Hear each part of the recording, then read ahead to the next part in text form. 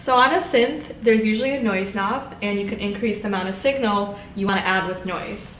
A couple examples of sounds using noise are we have a noise drum, and I'm increasing the amount of noise, so you're getting more texture and grit.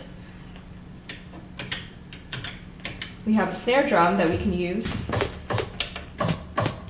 in programming a drum sound.